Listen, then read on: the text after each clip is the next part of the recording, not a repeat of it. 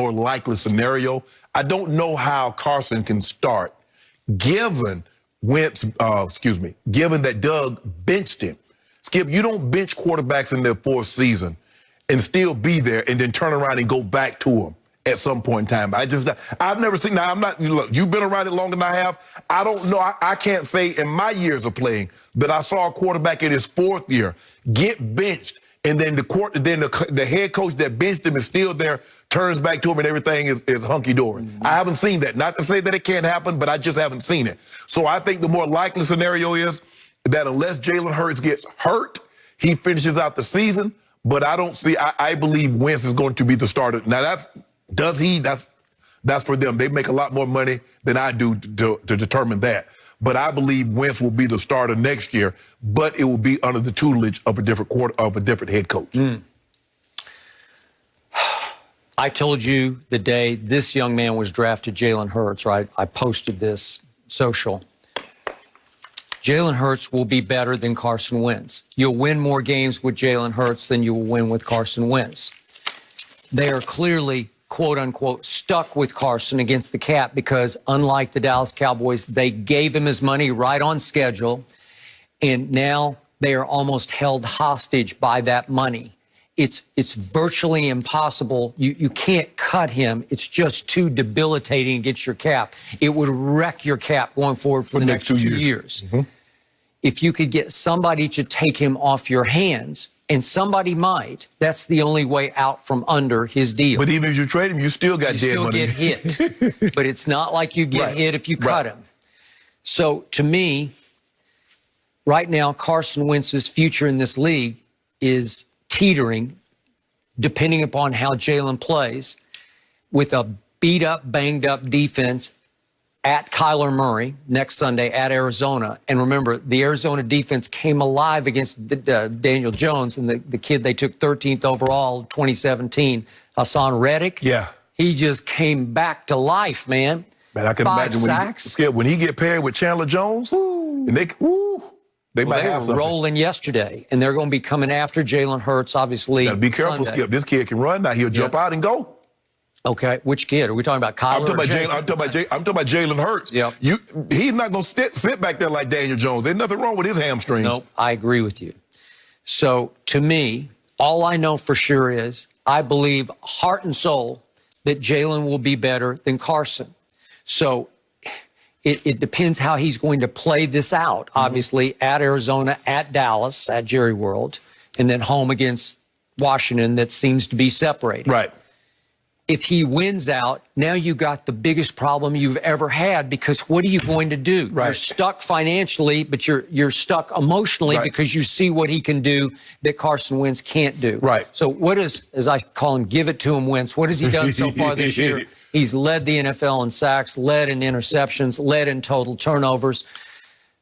At the very bottom, I think he's 30th in completion percentage. Right. So he's just bad. And it looks like he's lost a lot of faith in himself. He has. Skip, but you mentioned, you're talking about if you let Jalen Hurts stay in there and he went out. Well, this is the problem that the Eagles created to begin with. You created this.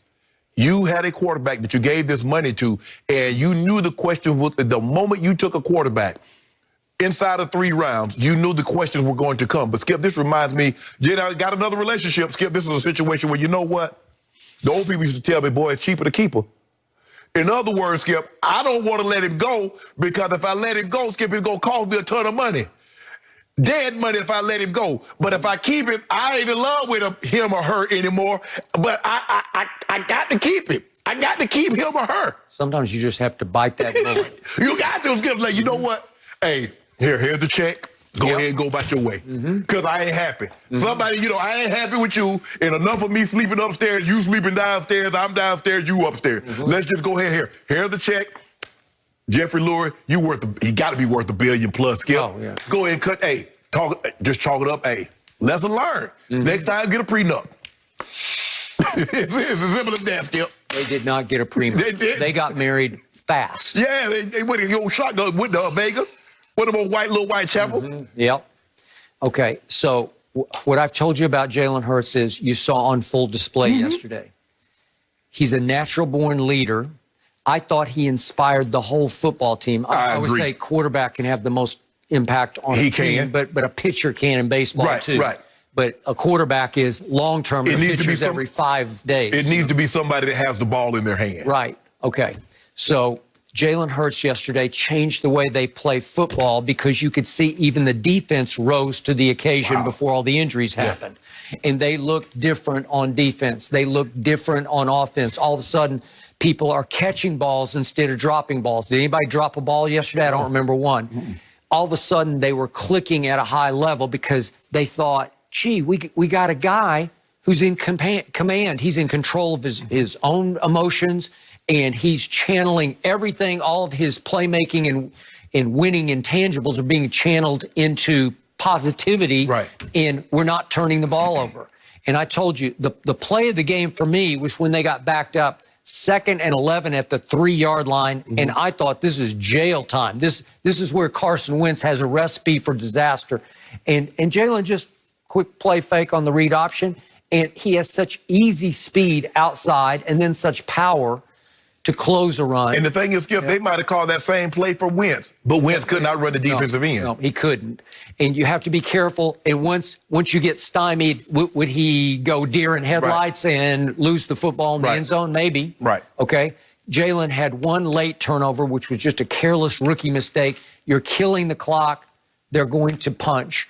And he let the ball get punched out in the pile, and you just can't do it. And he will learn from that. Right. Because these guys are bigger and stronger than the Big 12 or SEC defense. Skip, the guys have gotten so good at it. It used to be every once in a while you see Peanut Tillman, Charles Tillman, he's the best. He's the best He I've ever seen. invented it, actually. And now, Skip, you see every DB, you see every linebacker. That's the first thing they go. Sometimes they miss tackle, Skip. They let the guy run in the end zone to get a first down because they're trying to attack the ball. And sometimes you got to get the ball on the ground. But now, in a situation like that, getting you on the ground is unimportant. Getting the ball out is the most important. So they're going to try to punch the ball out. Like you said, he'll learn from that. But for me, Skip, this like I'm still undecided. My mind hadn't made up.